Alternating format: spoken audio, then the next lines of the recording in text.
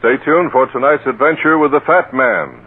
Perhaps you don't believe in the kind of ghost that's supposed to haunt houses, but there are other kinds. Ghosts of words once spoken, ideas once held, personalities once present. They linger in our memories, and a walk in our nation's capital past the time-hallowed buildings which have witnessed so much of America's history can revive them. These are the memories, the all-pervasive ghosts of Washington. But for those of us who are unable to visit the Capitol, the same warm familiarity with the heroes of America's past is possible through the program Mr. President. Starring Edward Arnold, Mr. President, too, brings history to life. Tonight on ABC. There he goes. He's stepping on the scales. Weight, 237 pounds. Fortune, danger. Who is it? Brad Runyon, the Fat Man.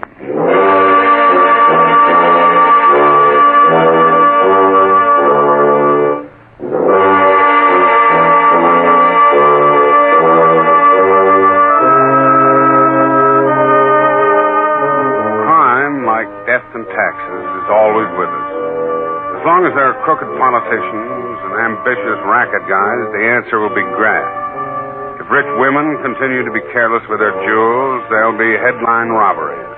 And until somebody can change human nature, hatred in a heart and a gun in a hand will always add up to murder.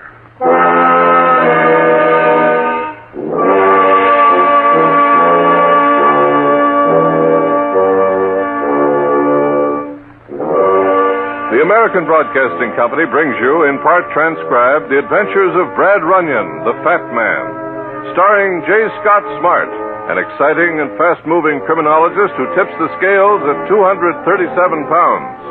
Tonight's adventure, Order for Murder.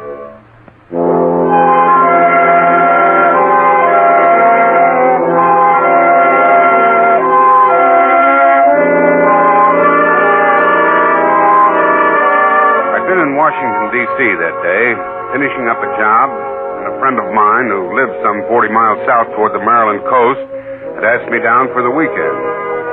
I hadn't seen him in several years. Since I had my car, I decided to go.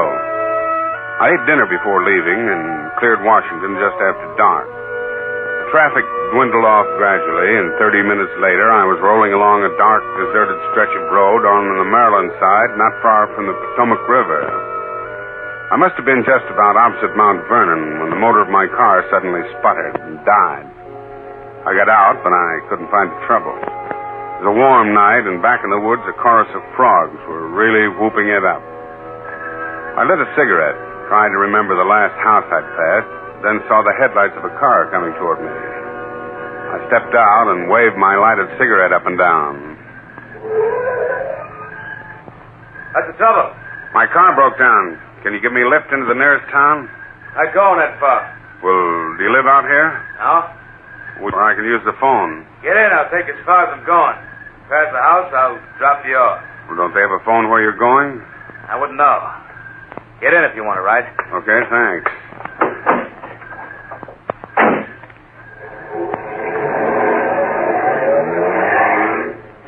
Hey, mind lighting a cigarette for me? Yeah, keep it in your mouth. I'll hold the match for you. Huh?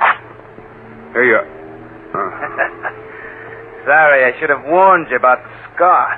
Well, I didn't mean... That's all right. Come on, hold the match for me. Here. Well, go ahead. Ask me how it happened. I'm used to it. 7 years is a long time.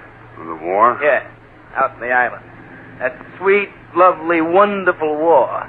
Maybe you know. Yeah, I know. Oh, it was great, wasn't it? More fun. So funny, I thought I'd die, you know? My name's O'Reilly. Johnny O'Reilly, and I'm not a kid. You couldn't tell by the face, could you? No, I guess I couldn't. Remember that name, mister, because you're probably going to be seeing it in the papers soon. Why? I got a lot out of that war, but I didn't get any medals, and I should have got one, too, the big one. But I didn't get it. Somebody else got it. You know who got it? Who? A major got it. Tie that if you can. A major back of the lines who let me do the work and then took the credit. Well, I was hanging on in a hospital for more years than I like to remember. Why didn't they try plastic surgery? They did. 5 times. The best they could do. It was really fun. Been a long time coming back. But I'm back now. 7 years, nearly. You were in the hospital 7 years? Yeah, that's right. Why didn't you protest when they gave this major the medal instead of you? I did. It didn't do any good. In a way, I'm glad now. Glad? Yeah. I'm going to make another protest in my own way. Now, as far as I can take you, I'll turn off down that little road over there. Oh, thanks for the lift. It's a pleasure. Give me somebody to talk to. Mind if I give you some advice? No, I don't mind. Forget the war. Make the best of things as they are. Just what I'm going to do, mister. The river's down that way, isn't it? Yeah. Anything else? Yeah, a major lives down there. I'm going to pay him a visit.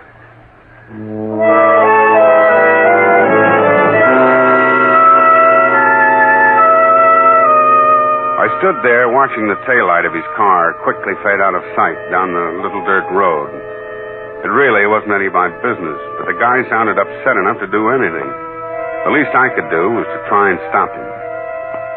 I wondered how far it was to the river and started walking fast down the little dark road. I'd gone about a mile when the road turned off to the right, and I could see the Potomac River through the trees. The road now ran parallel to the river, and 5 minutes later I saw the lights of a house up ahead. It stood well back from the road in a clump of trees and fronted on the river. There were no cars in sight. Beyond it, a couple of 100 yards, was another house. I started toward it when suddenly, down in the woods between the two houses, I saw the flicker of a small light. Flashed on, moved furtively around, and went out. I pushed into the woods and walked cautiously toward it. George, is that you? George, they've come. They're down there in the graveyard. I just saw... You're not George. Oh, I'm sorry. I didn't mean to frighten you. Who are you? Are you one of them? One of who? The spirits who are coming for the Major. Major? Yes, Major Smith. I knew they'd come. I knew they'd hear me. And now he'll suffer. Now he'll pay for his wickedness. Does the Major live in that house? No. That's my house. He lived over there beyond the graveyard. At least he did live there. But he won't live there anymore. Not after tonight. Miss Nancy! Miss Nancy, where are you? Here I am, George. Over here. Oh, yes.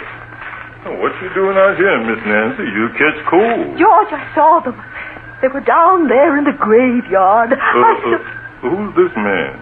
Why, I don't know. Well, my name is Runyon. I'm looking for Major Smith's house. You're a friend of his? No, I've never But even... I hate him. I hate him. I never wanted... Please, Miss Nancy, please. You go on up to the house, Miss Nancy. I'll speak with this gentleman. Yes, George. Yes, George. Anything you say. Do you work for her? Yes, sir. Please, I hope you forget what she said to you. You see, she ain't quite right in her head, but she don't mean no harm. Mr. Smith coming here to live after all these years and bringing a new young wife with him just sort of set it off again. Well, why does she hate Major Smith so much? Well, years ago when Miss Nancy and Miss Smith was both young folks, they was engaged to get married. But he changed his mind at the last minute and left Miss Nancy waiting at the church. He run off with another woman. What's all that crazy talk about spirits? Oh, that's just an idea she's got. That little graveyard over there belongs to the Smith family. Miss Nancy thinks his ancestors is coming out of the ground and taking him away. Mm-hmm, I see. This young wife of Smith's, she isn't the one he ran off with when he left Miss Nancy, is she? Oh, no, that one died a long time ago. This is a new one. And if you ask me, he's going to be sorry he ever laid eyes on her. What do you mean by that? I mean, she don't love him at all. They say she only married him for his money, and she'd like to get that just as soon as possible.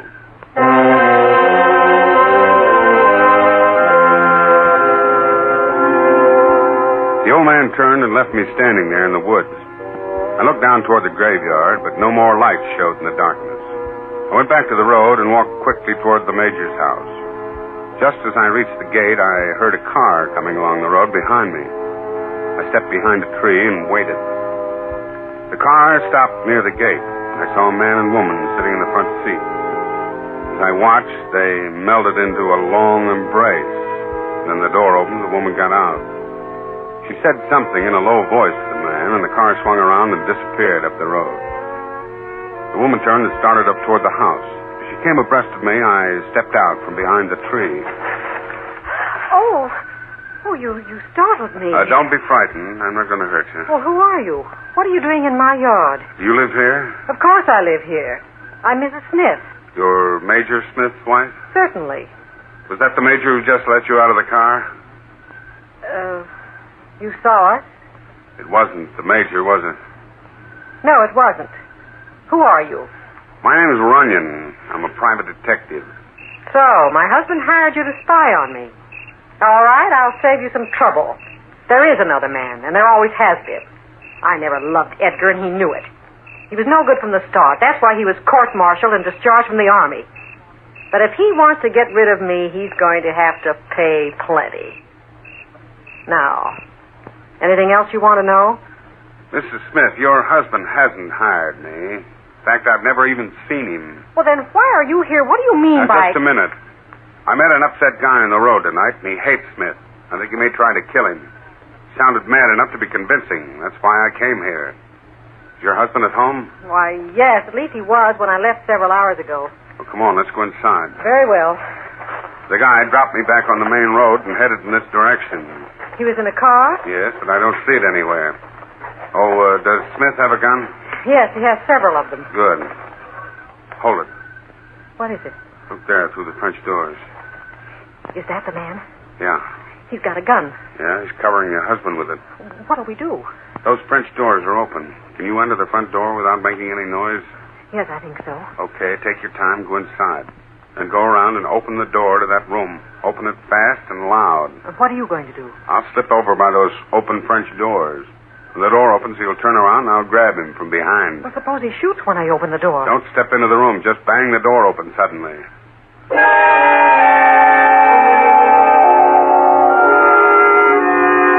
Mrs. Smith nodded silently and started for the front door.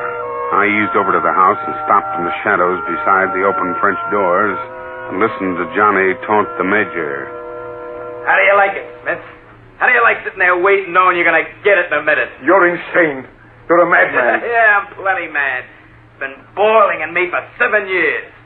You probably don't recognize me, but the name is O'Reilly, Smith. Remember Johnny O'Reilly? I don't know what you're talking about. I'm talking about a certain night in the islands during the war. What? Okay, Johnny, that's enough of that. Come on. Drop that gun. Drop. Not a chance. Drop it. Grab the gun, Smith. Grab it. Try this for size, Fatty. Stop him!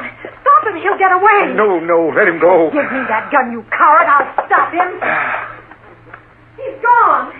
Oh, you let him get away. But I couldn't help it, Phyllis. I couldn't seem to move. Mr. Runyon, are you all right? Yeah, I think so.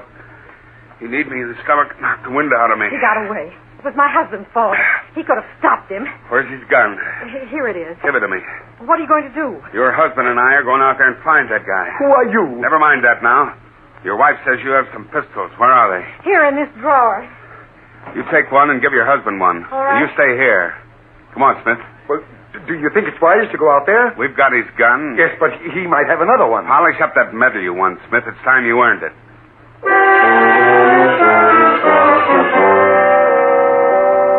We left Mr. Smith in the house and went out into the grounds. The moon had come up and we could see fairly well in the dark. We circled the house once, saw nothing, and walked down the road toward the graveyard. Here's the graveyard. Do you suppose he's hiding here? He's hiding somewhere. We didn't hear his car drive off. I think he... What's wrong? Look, What on earth? somebody's been doing some digging. The grave. It's been opened. Yeah, not very long ago either. This pile of dirt is fresh. That explains the light you saw. Yeah. I don't understand this. The coffin's still in the grave, isn't it? Yes, still down there. Why would anybody want to open this grave? Maybe Miss Nancy isn't so crazy after all, Smith. Maybe somebody's just making room to add another coffin. Hey, who?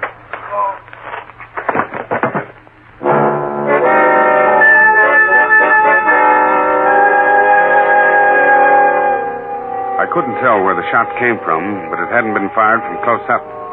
Smith clutched at his breast and then toppled forward into the open grave. I jumped down beside him and turned him over. His shirt front was covered with blood and his eyes were wide open. He'd never win any more medals or make any more enemies. He was dead. I crouched there beside him for nearly a minute, but nothing happened. And then I climbed out of the grave and started quickly back toward the house where we'd left his wife. Suddenly, I heard somebody moving through the trees ahead of me. Stopped and waited. Steps came closer. Stopped 10 or 15 feet away. Mr. Runyon? Oh, Mr. Runyon, where are you? Over here, Mrs. Smith. Oh, Mr. Runyon. I heard a shot a minute ago. I thought... Where's my husband? What's happened? He's dead, Mrs. Smith. Dead? Then that man did have another gun. I'm not so sure about that. What do you mean? Your husband wasn't a very popular guy. There were a few other people around who might have liked to see him out of the way. Are you trying to say that man didn't kill my husband? No, I'm just saying it's possible he didn't. Are you intimating that I... Maybe. After all, you admitted to me tonight that you didn't love him, that you only wanted his money. Well, that's true. I never loved him. And I did marry him for his money. But that's no crime. Lots of women marry men they don't love for that reason. But they don't all have another sweetheart on the side. My husband knew there was another man. I don't think he even cared.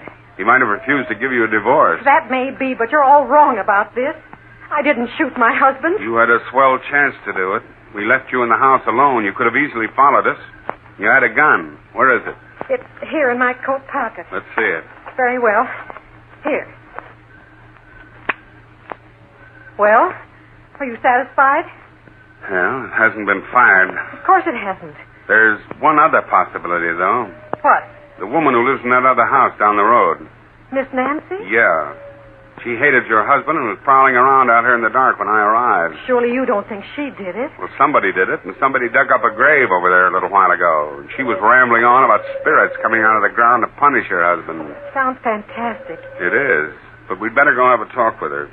And we've got to call the police. Yes, but my husband, he's still lying out there. We can't help him now, and the police won't want the body to be touched. We can call them from Miss Nancy's house.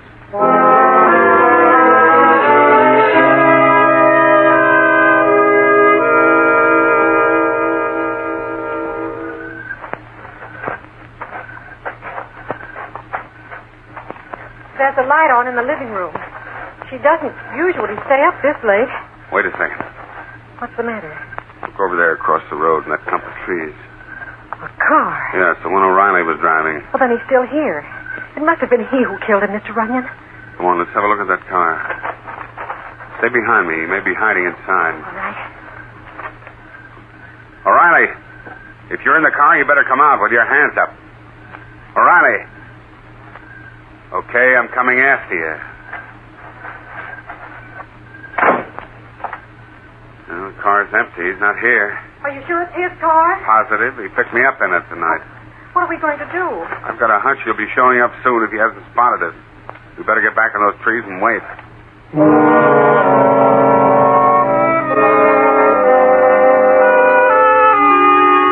I took Mrs. Smith by the arm and drew her into the shadows. We stood there silently, waiting. 10 or 15 minutes passed, and nothing happened. I looked up toward Miss Nancy's house and saw that the light was still on in the living room. Suddenly, I felt Mrs. Smith's hand grip my arm. I held my breath and waited. Then I heard it. Somebody was moving stealthily toward the car. A second later, the figure of a man stepped into view. I slipped O'Reilly's gun out of my pocket and moved toward him. Freeze, O'Reilly. I got you covered. Huh? Don't move or you'll get a bullet in your back. Now put your hands up. Okay. What are you looking for? A gun. I haven't got a gun. No, not now you haven't. Where'd you throw it away, O'Reilly? Throw it away? Didn't throw it away. You took it away from me. It's Smith's house. I mean the second gun, the one you shot the major with. I didn't shoot him, Runyon. I swear I didn't. Sure, I came out here to kill him, but I didn't do it. I couldn't have done it because I didn't have a second gun. Why did you hang around here? Why didn't you beat it when you left the house? I was afraid of trying to make a break for the car, so I hid those woods over by the graveyard.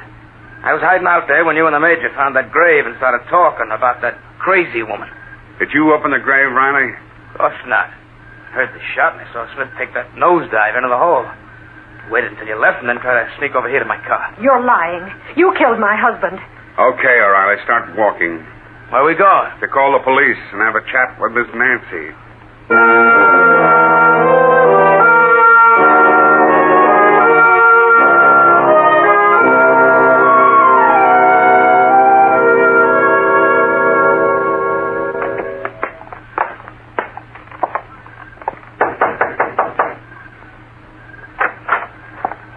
Remember me? Why, yes, sir. You're the gentleman who was down in the woods earlier this evening. That's right. Well, who are these people? Murder suspects. Where's Miss Nancy? She's gone to bed. She's asleep. Did you say murder? Yeah. Now, please wake Miss Nancy up. Who's been murdered? Major Smith. Where's Miss Nancy's room? Right over there. She sleeps on the ground floor. Okay, wake her up. Yes, sir. Miss Nancy! Miss Nancy! That's funny. Open the door and get her up. Miss Nancy? What's wrong? Oh, she's gone. Miss Nancy ain't in here. Let me have a look in there. George, I didn't. He's dead. I killed. What are these people doing here, George? Miss Nancy, they say that... Just a second. Who's dead, Miss Nancy? Why, the Major, of course. How did you know? How do I know? I know because I killed him, and I've just seen his body in the grave.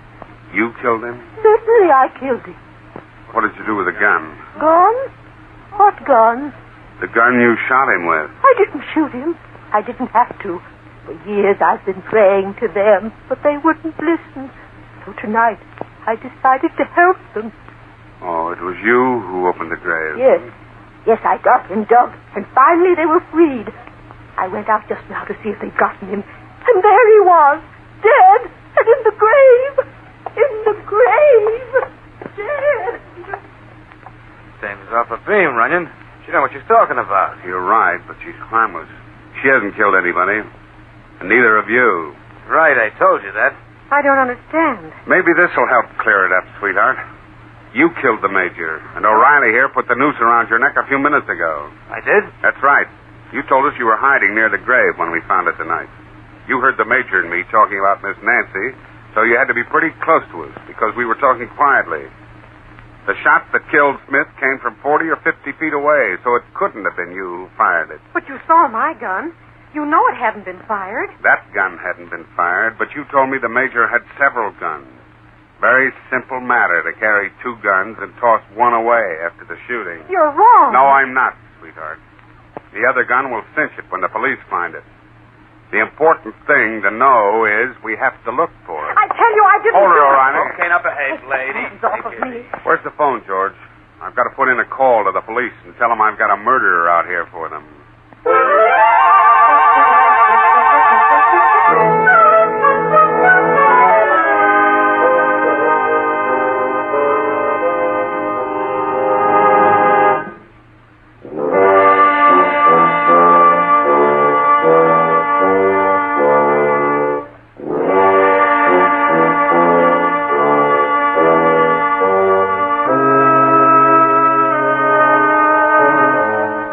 Fat Man, starring J. Scott Smart, in part transcribed, was directed by Clark Andrews. The script written by Richard Ellington. Heard on tonight's show were Vicky Vola as Phyllis and Jimmy McCallion as Johnny O'Reilly. The music was conducted by Bernard Green. Listen next week to another exciting adventure of the Fat Man.